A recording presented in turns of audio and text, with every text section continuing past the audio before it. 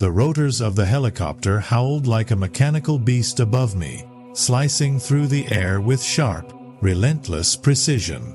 I pressed my face against the cold, oval window, peering down into an endless expanse of black water. There was no land anymore. Aberdeen had vanished behind us almost 20 minutes ago, and now the North Sea stretched out in every direction like a yawning, bottomless void. Like, subscribe, share, and comment if you love deep-sea horror or survival mysteries. Let's dive into the unknown together. Your support helps fuel stories like this. There was something wrong about that ocean. That's what struck me first. It should have been restless, windswept and white-capped, churned by the seasonal gales that haunted this part of the world. But today, the sea was unnervingly still, as if holding its breath beneath the helicopter's thunder. A vast, black mirror. No turbulence, no chaos, just silence and glassy calm. I'd been out here before, rig to rig, platform to platform. These isolated metal cities were a strange kind of second home. For years, I had built my life around the rhythm of the sea, months on, months off, adapting to the loneliness, the creaking steel, and the camaraderie born of necessity. But as I sat in that humming chopper, headed for my latest assignment, my gut whispered something I didn't want to hear. This time is different. The pilot's voice crackled through the headset, rough but unfazed. Platform ahead. Weather's been good. Landing should be smooth. I nodded without replying, my eyes still fixed on the eerily tranquil sea. Soon, the rig came into view, a jagged silhouette against the dull gray sky. The North Star, a towering structure of steel and rust, rising defiantly from the ocean's surface. Standard setup, drill tower centered like a watchtower, helicopter pad on one side, living quarters tucked beside cargo modules. I'd seen dozens just like it, but something in my chest tightened when I saw it. The landing was uneventful. The pilot didn't linger. As the rotors slowed, I grabbed my gear bag and stepped onto the platform. The metal beneath my boots felt solid, but my nerves were frayed. 5 men stood waiting. One stepped forward, tall, broad-shouldered, early 50s, clearly the boss. David Miller? That's me. Charles Thompson. I'm the foreman here. His handshake was strong, calloused. He was the kind of man you instinctively trusted to hold things together. He introduced the others, Michael Rodriguez and Thomas Anderson, both younger, easygoing, guys you could have a beer with after a 12-hour shift. Then there was the last one. He didn't step forward. He didn't speak. He stood near the edge of the landing pad, arms wrapped around himself, shoulders hunched as if shielding against a chill that wasn't there. Pale, gaunt, trembling. His eyes locked downward, never rising to meet mine. Charles noticed my glance. That's William Galloway. Been with us 8 months. He had a rough morning. Rough was an understatement. Beneath the surface, Charles walked me to the living quarters while Michael and Thomas went off to inspect the drill. He waited until we were out of earshot before he spoke again. Will saw something in the water this morning. Spooked him bad. Won't say what exactly. Just shapes. Moving where they shouldn't. Marine life. I asked. Debris. Charles shook his head. We thought so. But he's convinced it was something else. Something wrong. And the way he's acting. I've seen men crack under pressure out here. But Will's not new. He's steady. Or used to be. He wasn't exaggerating.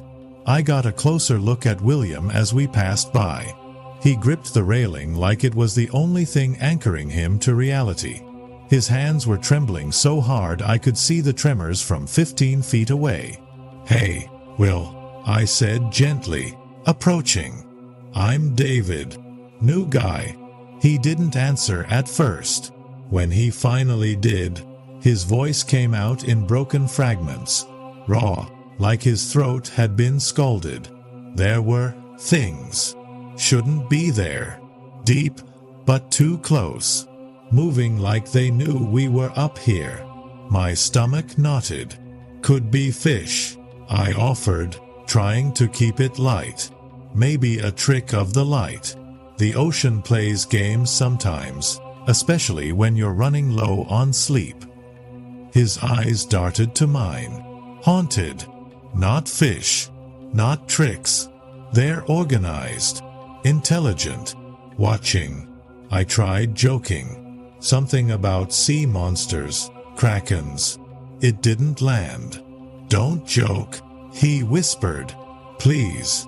Routine wrapped in dread, the rest of the day blurred together. Charles showed me my room, modest, functional. The kind of place you got used to if you had nowhere else to go. The crew seemed normal. The structure was sound. Everything should have felt routine. But it didn't. There was tension in the air, like static before a lightning strike. Michael and Thomas tried to keep things light, cracking jokes as they worked. But they kept glancing over at William, who hadn't moved from his post by the railing. His knuckles were white against the metal. His face, empty. Charles pulled me aside before dinner. "Thanks for coming, David. We needed someone experienced. You've handled tough situations before." "Happy to be here," I said. But I wasn't. Not really. The stillness of the water had sunk into me, made a home in my bones. Something about it, the silence, the shape of the horizon, felt unnatural, like we were sitting on top of something ancient, something that had just noticed us. I unpacked my things that night in a daze, going through the motions. Through the small porthole, I could still see William standing out there alone. Same position, same fear. He'll sleep it off, I told myself. Everything will feel normal in the morning.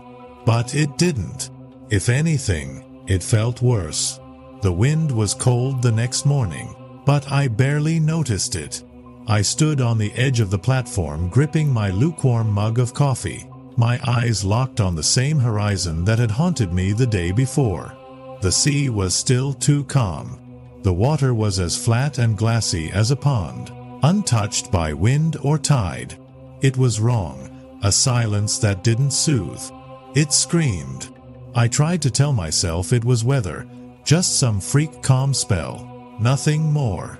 But that feeling, the pressure deep in my chest, the subtle tightening in my gut, it told me otherwise. Something wasn't right beneath us. I thought about the Deepwater Titan. Most guys out here knew that name, even if we didn't talk about it much. 1 year ago, a rig almost exactly like this one vanished from the grid. No distress call, no survivors, just fragments of debris found drifting hundreds of miles from its last known position. One day it was fine, the next, gone.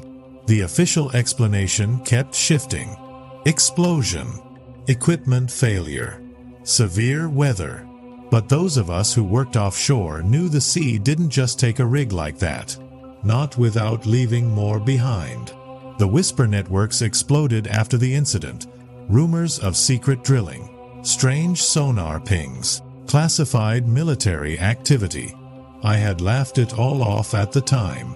Offshore workers could tell stories better than any sailor. But standing here now, with that glass-flat ocean staring back at me like a blind eye, those rumors felt a little too plausible. Behind me, heavy footsteps approached. I turned to find William moving toward me, slow, hesitant, like he was dragging invisible chains. And God, he looked worse than yesterday. His skin had gone ashen, gray around the eyes, sunken like he hadn't slept in weeks. His hands twitched at his sides like they were always searching for something to hold. When he spoke, his voice was little more than a rasp. Didn't sleep. Voices. Under the water. I frowned. Voices. He nodded, gripping the railing. Not talking. Singing. But not human. I tried to laugh. Tried to steer the conversation somewhere saner. Could have been wind through the pipes. The struts. Sounds like all kinds of weird stuff when you're half asleep. No, he was shaking his head again, more violently now. It was deep, not the platform. Below. They're still there. Watching. He pointed out over the railing. About 50 meters. Off the bow. Been circling since dawn. I followed his finger, trying to spot anything unusual. The ocean was smooth, empty, black glass under a gray sky. But just for a moment, I thought I saw something, a flicker of motion, a shadow sliding beneath the surface. When I blinked, it was gone. Will, I said carefully, I think you need real rest. A full night. You've been running on empty. He turned to me, and the desperation in his eyes hit me like a punch. They're intelligent, not random. They move in patterns. One shifts, the others adjust. Like they're communicating. There was conviction in his voice. Not confusion. Not madness. Certainty. And that's what chilled me more than anything. A break in the calm. Charles called us back to work, barking from across the platform. Will, David, drill platform now. Let's move. I followed William reluctantly, but his words stayed with me. Intelligent. Deliberate. We were running maintenance checks that morning. Standard stuff. Hydraulic pressure. Valve integrity. Sensor alignment. My hands worked from memory, but my eyes kept drifting to the ocean. Every time I passed near the railing, I glanced down, looking for, what? Shapes. Movement. Something William had seen and couldn't unsee. And the thing was, the more I stared, the more I started seeing it too. Tiny breaks in the water. Shadows slipping just out of sight. No fish made patterns like that. That's how fear works out here. It crawls inside your head like a parasite. One seed of doubt, and suddenly every creak of the rig sounds like a scream. Then Michael's voice cut through the air, sharp and urgent. David. Charles. Get over here, now. I dropped my tools and jogged to the northeast support beams where he stood frozen, hands clenched on the railing. What is it? He pointed down into the water. There's a body. I didn't believe him until I saw it. The first body, it bobbed between two massive steel columns, half submerged and turning slowly with the current. Bloated, broken, human. From the angle of the limbs, bent at unnatural angles, and the dark clouds in the water around it, there was no doubt. The person had died violently. Deep cuts ran across the torso. Long slashes that didn't match any machinery I knew. Charles leaned out, jaw tight. How long's it been there? Had to be overnight. Michael said. I checked this section yesterday. Wasn't there then. There was a moment of silence between the three of us, each of us silently asking the same question. Who the hell is that? We were alone out here. No traffic lanes nearby. No supply boats scheduled. We need to bring it up, Charles said at last. Shouldn't we call it in first? I asked. Radio's dead, and we can't risk it drifting. We retrieved the recovery winch and rigged the harness. It took nearly an hour to get the body up, an hour of nausea, tension, dread. When we finally got the corpse onto the platform, I turned away and fought the urge to vomit. It wasn't just mangled. It had been butchered. Deep gouges through muscle and bone. Lacerations so clean they looked surgical, but there were too many. Too scattered. Too intentional. What the hell could do this? Michael whispered. Propeller? Maybe. But I'd seen propeller wounds. This wasn't that. These wounds were deliberate. Organized. Charles grabbed the radio. Aberdeen Control. North Star platform. Emergency. Require immediate assistance. Nothing but static. He flipped through backup channels. Cycled frequencies. Still nothing. Static, thick as tar. Could be weather interference. Michael offered, not sounding convinced. Never seen it this bad, Charles muttered. The descent begins. That's when I noticed William. He was at the edge again, just where he always was, only now, he wasn't looking down. He was staring at the body. Frozen. Pale. Mouth open. Will, I called. You need to see this. He turned, and what happened next chilled me to my core. He recoiled. Literally jumped back like the sight had burned him. No. It's too soon. Not yet. Not supposed to be here. Will, what are you? Don't look at it. Don't touch it. His voice cracked. They know. They're watching now. He ran. I stood there stunned while his footsteps clanged off the metal walkway, growing more distant with every step. Charles muttered under his breath. This is falling apart fast. We covered the body. Tried the radio again. Still nothing. And with no communication, we were isolated. Completely. Lockdown. Charles called for lockdown. No one alone. All movement in pairs. Every 2 hours. Mandatory check-ins. It was textbook safety procedure, but his tone made it feel more like we were preparing for siege than following protocol. That night, the platform felt empty. The body, now tarped and still, seemed to radiate something that made all of us stay away. Like if we got too close, we'd start unraveling too. By 8 p.m., Charles called a crew meeting. He never showed up. We searched for him, top to bottom. His room was untouched. Boots by the door. Coffee half drunk. No sign of a struggle. He was just gone. We didn't find William either. By the time we realized Charles was missing, the silence of the rig had evolved into something else. It wasn't just quiet anymore. It was watching.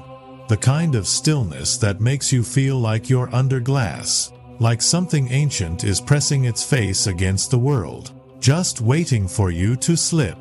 We searched the entire platform. Every room. Every corridor. Top deck to bottom strut. Nothing. Charles Thompson, our foreman, the anchor that kept the crew tethered to a sense of normalcy, was gone. No footprints. No personal items out of place. No signs of an accident. Just vanished. Michael, Thomas, and I gathered by the common area, numb and speechless. The body still lay under its tarp near the northeast support column. It had started to smell, salt and copper, meat and rot, but none of us had the stomach to move it again. Last I saw him, Thomas said quietly, he was walking toward the platform edge. Same place we found the body. That hit like a gut punch. Think he jumped? Michael asked, voice hollow. I wanted to say no, to list all the reasons that made no sense. But then I remembered William's look when he saw the corpse. The way he muttered about being watched. The way he ran from us. I remembered the weird, hypnotic way he stared at the sea. The same sea Charles had walked toward alone. And now they were both gone. The tension cracks. We need to check the security footage, I said. The platform security system was basic but reliable. Motion-activated cameras on key walkways and entrances. Feeds stored on a dedicated backup drive. It wasn't advanced, but it worked. We filed into the monitoring station, a small room behind the maintenance corridor. Michael sat at the console, fingers flying over the keyboard. First, we reviewed that day's footage. Everything looked normal at first. Michael, Thomas, and I working. Charles trying the radio, walking the deck. Then, at exactly 7:34 p.m., the feed following Charles to the platform's edge went static. Not just glitchy, dead. Every other camera followed suit, one after another. Within the same minute, each feed blinked out and turned to white noise. That's when I understood something chilling. The system hadn't failed. It had been disabled. Deliberately. Planned. Check for William, I said, throat dry. We rewound to earlier in the day. William appeared now and then, always alone, always moving near the railing, always watching the water. At 6:47 p.m., the footage captured him walking toward the northeast strut. Then static. Exactly like Charles. So they both disappeared in the same way, Michael said. His voice was tight, like a wire pulled taut and ready to snap. This isn't an accident, I murmured. Someone or something made them go. Thomas had been silent, staring too intently at the screens. Finally, he spoke. Maybe they didn't disappear. Maybe they left. I turned. Left? How? There's no escape. No boat. No helicopter. He didn't answer. Just stared at the blank monitors, his expression unreadable. Then he said something I'll never forget. They didn't need one. The note later. Back in the medical bay, our makeshift stronghold, Thomas pulled a folded piece of paper from his pocket. His hand trembled as he held it out. I found this in William's room. It was a mess. Hastily scrawled handwriting, jagged symbols, frantic lines that twisted into indecipherable loops. But hidden in the chaos were fragments of phrases. I read aloud, the depths calling, no choice left, the collective. They showed me the truth. Beneath the text were more symbols, curved lines, geometric shapes, spirals that hurt my eyes the longer I stared. There was an elegance to them, like a language we weren't supposed to understand. What the hell is this? I whispered. Thomas shook his head slowly. It's not gibberish. There's a pattern, a structure. I think William was trying to map something. Michael snatched the paper. This is nonsense. He was losing his mind. You saw him. But Thomas leaned over the table, already tracing the symbols onto a new sheet of paper. No. There's logic here. Repeating formations. These symbols show up near mentions of water. These others, near the word awareness. His eyes gleamed with something I didn't like. Obsession. Fractures that night. Thomas didn't sleep. He sat hunched over the table in the med bay, surrounded by papers covered in increasingly elaborate symbols. Michael took the first watch.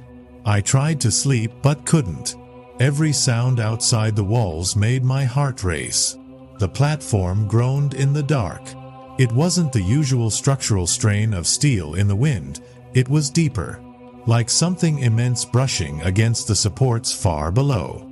Just past 3 a.m., it intensified. I woke to find Thomas standing in front of the table, mumbling under his breath while drawing new symbols. The lights flickered. The air felt thick. Thomas, I said, stop. You need to rest. He looked up slowly. His pupils were blown wide. He wasn't blinking. They're speaking, he said, through the patterns. The invitation is almost clear. Michael grabbed my arm. He's lost it, just like William. I didn't argue. Thomas moved to the wall and started drawing the symbols directly onto the metal, the lines flowing from one into the next like water. Michael turned to me. We can't let this continue. What do you want to do? Restrain him? He's already dangerous. Michael was right. The patterns were spreading like a virus, not just on the wall, but in our minds. I could feel it, like a hum just below conscious thought. I turned to Thomas. What do you think this is? Really? He smiled, calm and dreamy. A bridge between us and what lives beneath. Charles understood. William, he saw it too late. But I'll finish the pattern. I'll cross over. The offer the next morning. We were all changed. Thomas had filled the med bay with symbols, floor to ceiling. He didn't speak anymore, just traced lines with methodical precision, whispering the same strange syllables over and over. That's when the helicopter returned. It didn't land, just dropped a box on a small parachute, a sealed black container. Michael and I opened it with shaking hands. Inside, a letter, stamped with a strange geometric seal, and an envelope marked Critical, Cognitive Containment Protocol. The letter read, "To the remaining personnel of North Star platform, your crew has been exposed to a Class C cognitive hazard. Standard rescue is not authorized. To prevent permanent integration, the following procedures must be followed. Memorize the enclosed buffer poem. Destroy all cognitively active written material. Recite the buffer at midnight from the central platform. Failure to comply will result in permanent assimilation." Michael cursed under his breath. This is insane. A poem to save us? Are they serious? I wasn't sure, but I read the phonetic translation. The syllables felt unnatural in my mouth, like they weren't meant for a human throat. My skin prickled. I felt watched. They knew this would happen. I whispered. They knew something was down here. Michael stared at the sky. Then why didn't they stop it? I didn't have an answer, but I knew one thing. We had two choices: speak the words or become part of whatever was listening. Midnight was approaching. The platform vibrated with a rhythm not its own. Deep, thunderous pulses rising from the ocean below. Each vibration struck the steel like a heartbeat, echoing through the floor, into our bones, up our spines. Something ancient and patient was waking, and we were standing directly on its back. I paced the medical bay, clutching the poem from the Institute of Cognitive Research and Containment. The phonetic syllables, arranged in columns of unreadable glyphs, made my skin crawl. I'd spent the entire afternoon memorizing it line by line, forcing myself to speak aloud sounds that felt wrong, not in a foreign way, but in a way that suggested my mind rejected them. They were like truths I was not meant to hold. Meanwhile, Thomas sat beside me, motionless for once, but his lips still moved.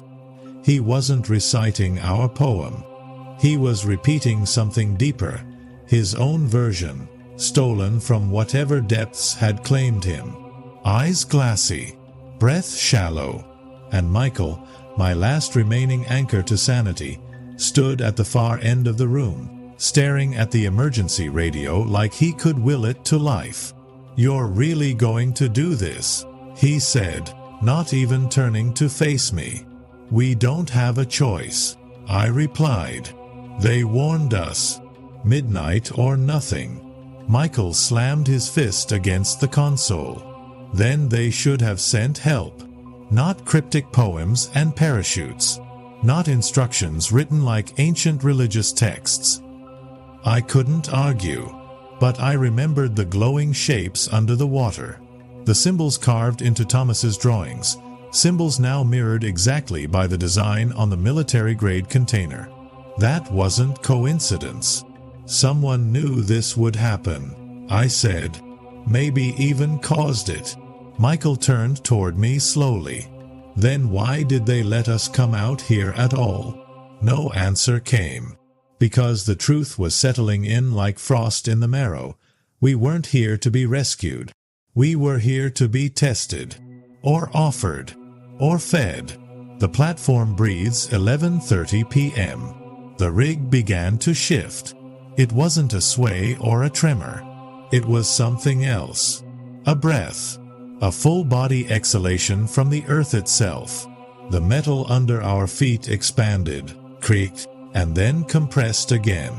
We staggered toward the observation window. Outside, the ocean glowed.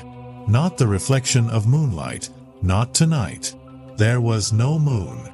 This was internal light. Pulses of luminous blue and violet spiraled outward from the base of the rig like runes written in living current.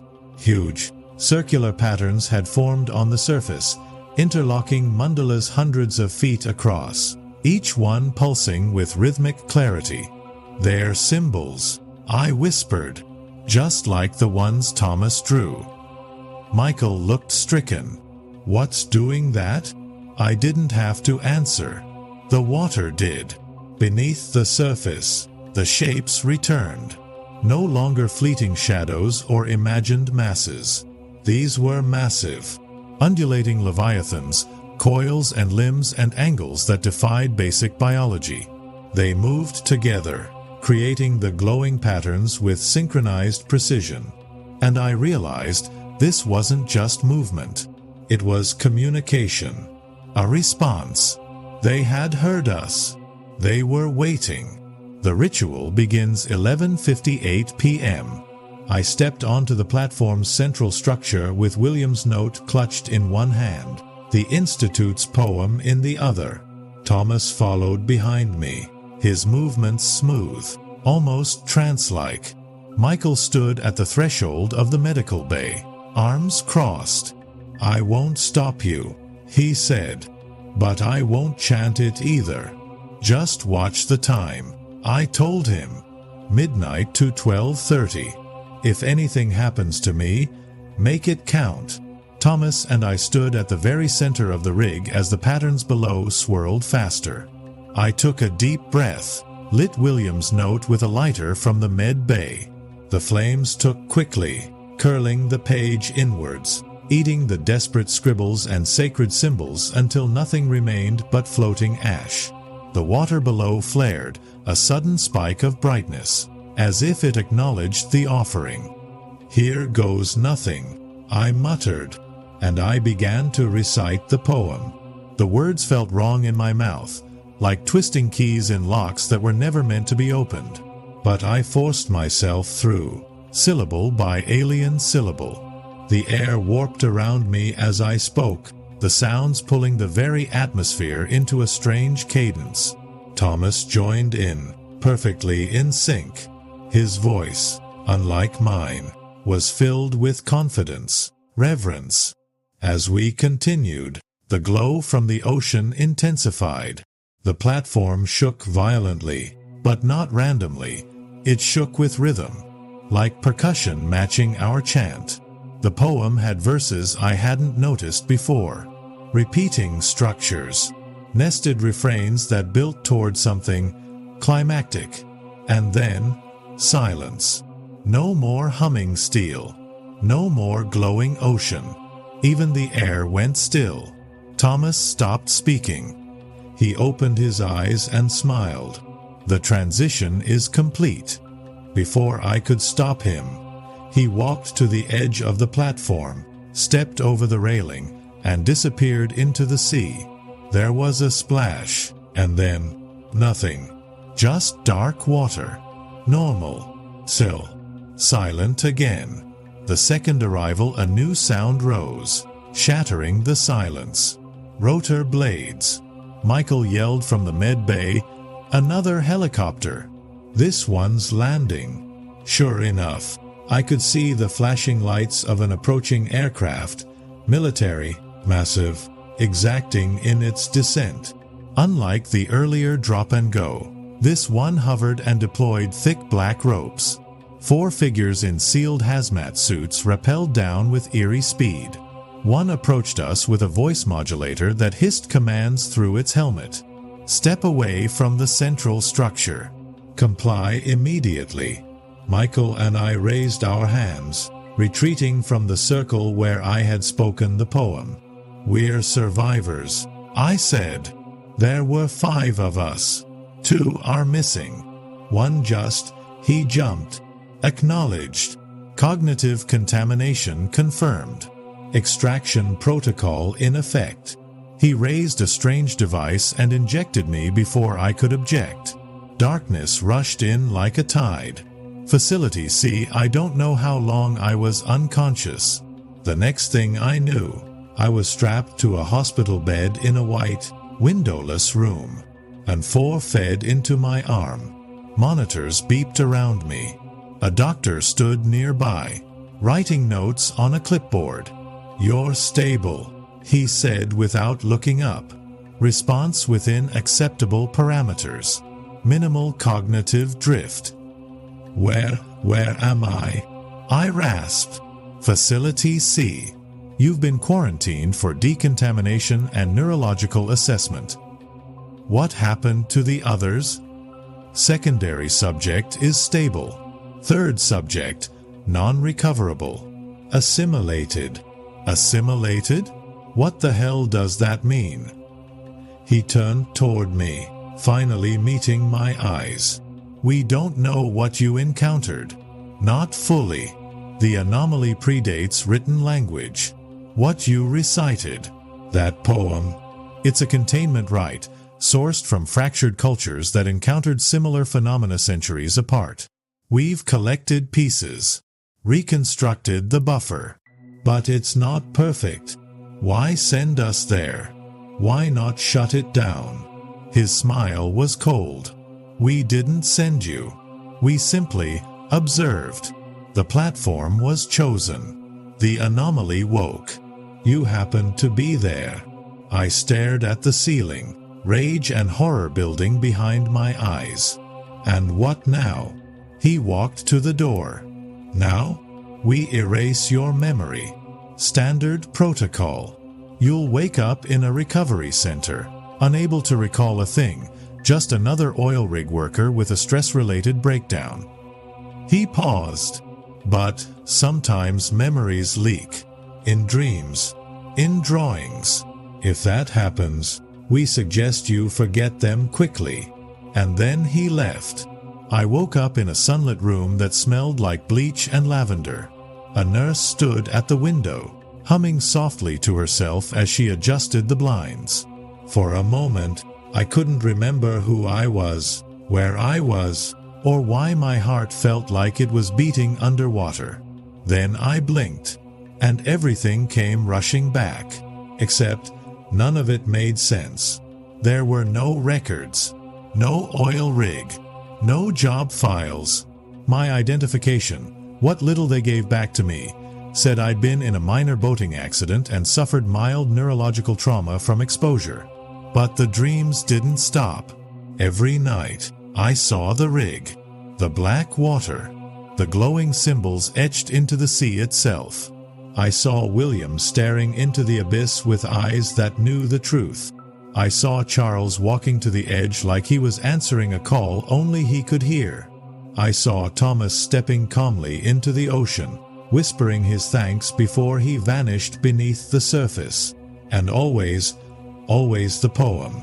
Even now, months later, I can recite it perfectly. A string of alien syllables burned into my memory like scars into flesh.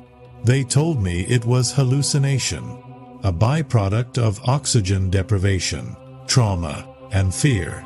They didn't realize the danger of letting me remember. Or maybe they did.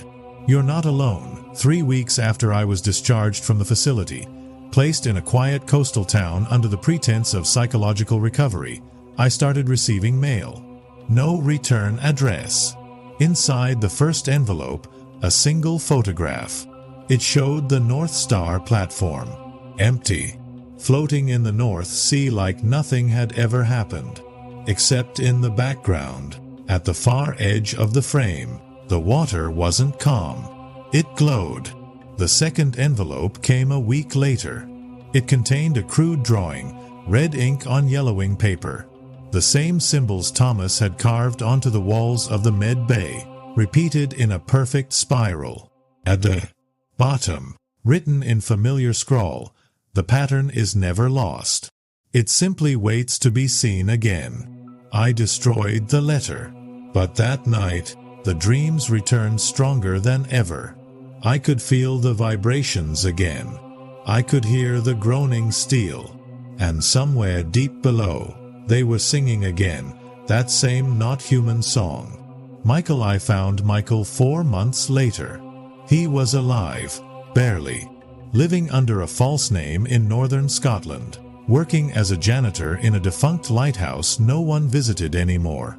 When he opened the door and saw me, the light in his eyes extinguished like someone had flipped a switch. "You weren't supposed to find me," he said. We sat in silence for an hour before he spoke again. "They warned me. They said you'd come, that the pattern wouldn't die in you." "Who?" I asked. "The Institute?" He shook his head. "Them. The ones beneath. They don't speak like we do. Not with words. But I hear them every time I close my eyes." He opened a drawer and pulled out a notebook. The pages were filled with the same symbols. Hundreds, thousands, drawn over and over until the paper bled through. "I can't stop. I thought if I kept copying it, it would go away." "Does it?" He didn't answer. Just handed me one final page. At the top, written in perfect English, "It's not over. You said the words. You opened the door." The truth in the silence, the Institute never contacted me again. But I started noticing them. A man in a long coat watching from across the street. A woman pretending to read a newspaper outside my flat for 3 days straight. A van parked outside my building with no plates. They didn't interfere. They didn't need to. They were just there, monitoring, waiting, watching what the poem had done to me. Because I wasn't the same anymore. I couldn't listen to music. It felt like it was hiding something. Like every note was a curtain between me and a deeper truth.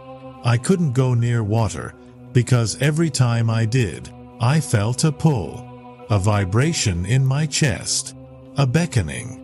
I dreamt of depth, of great, coiling things that waited for my return, things that remembered me. And every now and then, if I stood still enough, if I let the world go quiet, I'd hear the chant start again. What they never told us, the poem was never meant to protect us. Not really. It was a compromise. A temporary pause button. A sedative. Something to convince the anomaly that we had acknowledged it, revered it, sufficiently to be left alone. For now. It was never about containment. It was about respect.